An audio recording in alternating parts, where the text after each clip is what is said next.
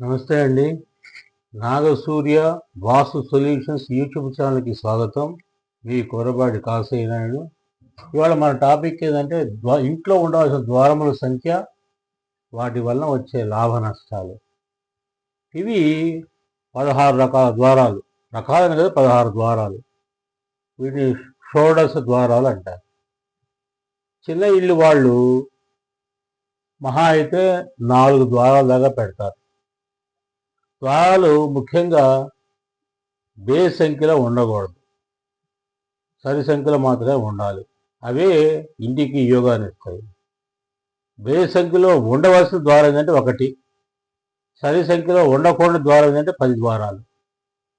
ఇప్పుడు వాటి గురించి మనం మాట్లాడుకుందాం. ఇందాక మనం అనుకున్నట్లుగా చిన్న ఇల్లు వాడు మహా అయితే 4, డబుల్ బెడ్రూమ్లో 8 ద్వారాలు ఉండొచ్చు, ఉంటాయి కూడా. అంతకన్నా ఎక్కువ పెట్టడానికి కుదరదు. ఎందుకంటే దాని తర్వాత వచ్చే మంచి ద్వారం 12 ద్వారాలు. ఈ మధ్యలో 9, 10, 11 మంచివి కావు. అంటే పెద్ద ఇల్లు వాడు మహా అయితే 16 దాకా పెట్టుకోవచ్చు.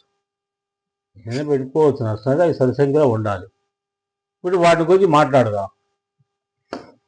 ఒక ద్వారం ఉన్న ఇల్లు శుభాలు ఇస్తుంది. ఇంటికి 2 ద్వారాలంటే అవి ఉత్తమం. 3 అంకె చూడండి, 3, 13 మంచివి కావు. 3 ఆ ఇల్లు మరణం కోరుకుంటుంది. 4 ద్వారాలంటే శుభలాభం జరుగుతుంది, అలాంటి ఫలితాలు ఇస్తుంది. 5 ఉంటే 5 ద్వారాలంటే పుత్రనాశం జరుగుతుంది, మరియు చోర భయం, దొంగల భయం కూడా ఉంటుంది. 6 ద్వారాలంటే 5 చూడు పుత్రనాశనం, చోర భయం. 6 పుత్రలాభం. చూడు 5, 6 పక్కపక్క నంబర్లు. కానీ 5 ఉంటే నష్టం జరుగుతుంది, 6 ఉంటే లాభం జరుగుతుంది. పుత్రలాభంతో పాటు 6 ద్వారాలు ఐశ్వర్యం కూడా ఇస్తుంది. 7 గృహ నాశనం, ఆ ఇంట్లో వాళ్ళందరి యొక్క ఉన్నతి కోరుకోదు ఈ గృహం 7 ద్వారాలుంటే. 8 ద్వారాలుంటే ఐశ్వర్యం, సర్వ సంపదలు వస్తాయి. 9 ఉంటే చూడండి కీర్తి నాశనం. 10 ఇది సరి సంఖ్య, కానీ ఇది ఉండకూడదు. ఎందుకంటే కులక్షయం అవుతుంది. ఇన్ని ద్వారాలు పెడితే కులక్షయం అవుతుంది.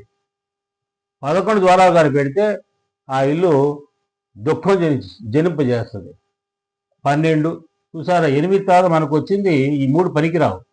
12 ద్వారాలు ధనం, పుత్రలాభం జరుగుద్ది.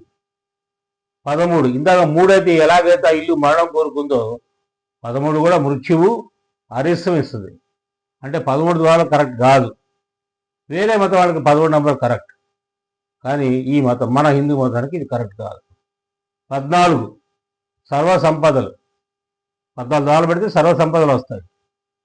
15 పెడితే ధన నష్టం. 5 చూడండి పుత్రనాశం, చోరభయం. చోరభయం, ధన నష్టం. 5 కూడా కరెక్ట్ కాదు. 16 పుత్ర పౌత్రాభివృద్ధి, సర్వ సంపదలు. అంటే మనకి మొత్తం మీద చూసుకుంటే సరి సంఖ్యలు 10 తప్పించి మిగతా అన్ని బాగుంటాయి, యోగిస్తాయి. బేసి సంఖ్యల వాళ్ళ కాదు 1 తప్పించి.